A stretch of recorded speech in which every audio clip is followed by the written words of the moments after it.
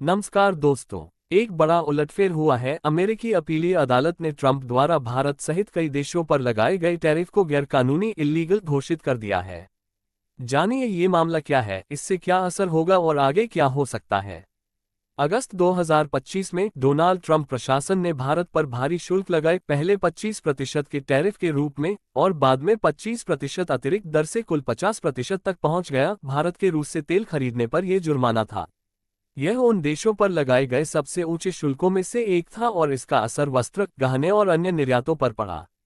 ये कदम भारत अमेरिका संबंधों को काफी प्रभावित कर रहा था। न सिर्फ व्यापार बल्कि रणनीतिक सहयोग भी प्रभावित हो सकता था।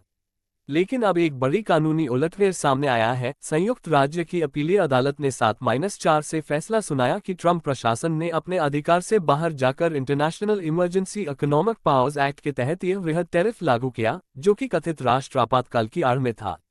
अदालत ने कहा कि आईईपीए में टैरिफ लगाने का अधिकार स्पष्ट रूप से नहीं दिया गया है, इसलिए ये टैरिफ अवैध है।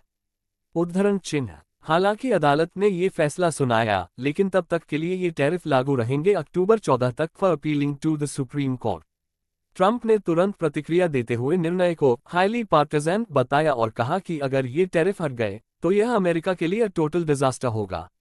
उन्होंने सोशल मीडिया पर कहा कि सर्वोच्च न्यायालय उनकी मदद करेगा और ये टैरिफ जारी रहेंगे।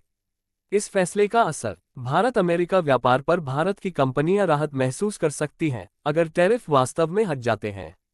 अमेरिका के व्यवसाय और उपभोक्ता टैरिफ हटने से वस्तुओं की लागत में गिरावट हो सकती है और सप्लाई चेन में सुधार हो सकता है। तो दोस्तों, अदालत का ये फैसला व्यापार की दिशा बदल सकता है। क्या दिल्ली वॉशिंगटन संबंध नया रूप लेंगे? क्या ये ट्रंप के लिए बड़ा राजनीतिक झटका है? अपनी राय कमेंट में छोड़िए और वीडियो को लाइक, शेयर और चैनल को सब्सक्राइब करना